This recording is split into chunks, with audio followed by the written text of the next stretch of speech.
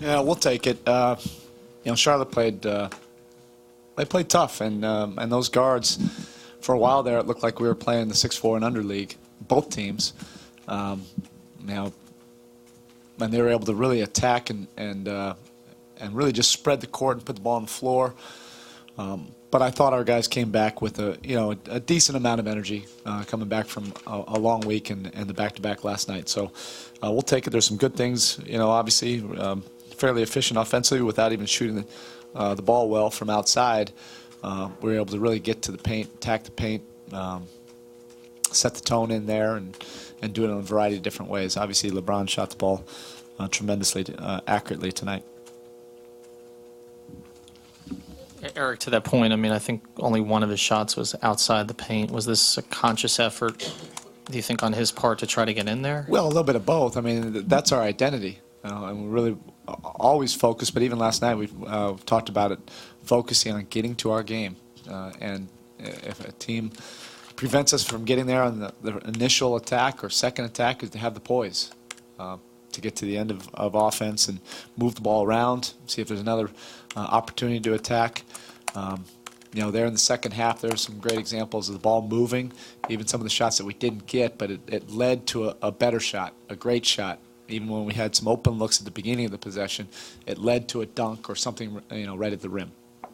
LeBron has a way of measuring a game. Do you think he sort of measured the game and saw what he can get in this game? And unlike recently when he shot a bunch of threes, outside shots, that he sort of can size up a game and see that's what he needs? He has a great feel and read for each game, and he's also very competitive. So he knows that this game tonight was a character game. And that's not taking anything away from Charlotte, but to come back at the end of an emotional week, being out on the road, come back on a back-to-back, but to come back and compete and set the tone for us. They played a little bit smaller, and they were trapping out of the post, so he found different ways to get into the paint and get to the rim, and he did it off the dribble, off of attacking, and had a little bit more size once he got in there. I believe the only one he missed was a short layup attempt, but he set the tone from a competitive advantage aspect for us. And then Chris, 2 nights in a row now, when you need him, fourth quarter, he sort of got aggressive. Was that by design? Was that by Chris? Both. The actions we were running and also the poise to get to the end of actions, often he would end up with the opportunity in the paint. After we collapsed the defense, moved the ball, and he would find open pockets on pick and rolls, getting into the paint. Guys were doing a great job of feeding him on the run. But also when he had his opportunities to put the ball on the floor, he was aggressive. So it's good to see. It's good to see him get more aggressive as the game went on. We need that from him. Hopefully this can be a good sign of things to come. Erik, how much do you think guys are aware of their stats during the game? Obviously they know the totals because it's up on the scoreboard, but when you're an assist shy of a triple-double or 12 for 12 or something like that, do guys pay attention to that from the huddle? I think LeBron is cerebral enough to know. There is no statistic for this. Somebody should do it, but I think he has probably a record amount of near triple doubles. Every time it's always 1 or 2 away. But the thing about it, even tonight, when he's got a streak of makes going on, or if he knows and he feels that he's close to a triple double, he doesn't allow that to affect his game.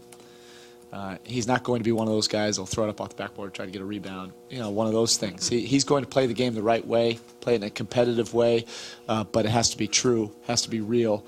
But he is a high IQ, cerebral player, so I wouldn't put it past him to know, at all times.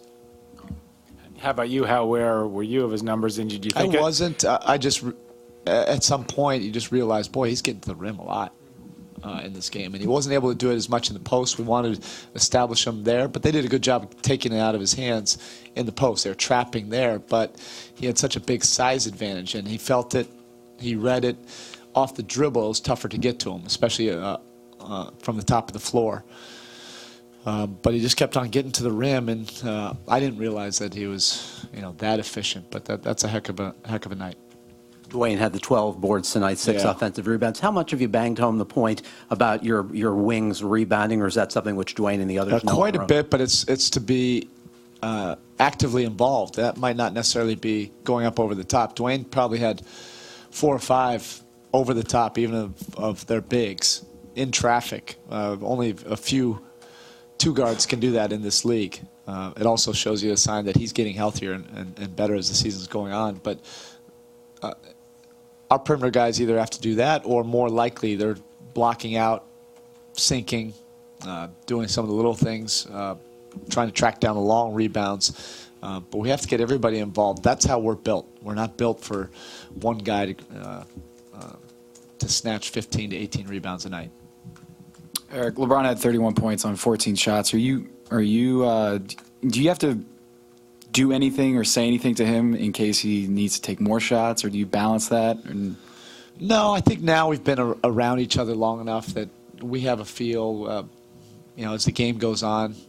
Like I said, he has such a great feel for the game, and now we're communicating more so that we're on the same page. But he communicates on the level of an assistant coach. He knows the game that well. But he balances it all. I mean, that's an efficient night for also somebody that comes into a game aware of other guys and their touches, and also his willingness to facilitate, and yet he can still be that efficient. Erik, you also talk again about the energy that Chris Andersen brings to the game, maybe not necessarily statistically in the box score, but in a game that was sort of a malaise tonight. Is he exactly sort of what you guys need to amp it up a little bit? It reminded me, in a much smaller scale, but of the handful of times last year in the playoffs, LeBron, when he ran out of gas during the playoffs. Obviously the cramping situation, but in Indiana when I had to take him out. Chris Andersen will play until his tank is absolutely empty. And right now he's probably capable of 8 minutes at the pace that he goes at. I played him more than that tonight, and he was really gassed in the second half.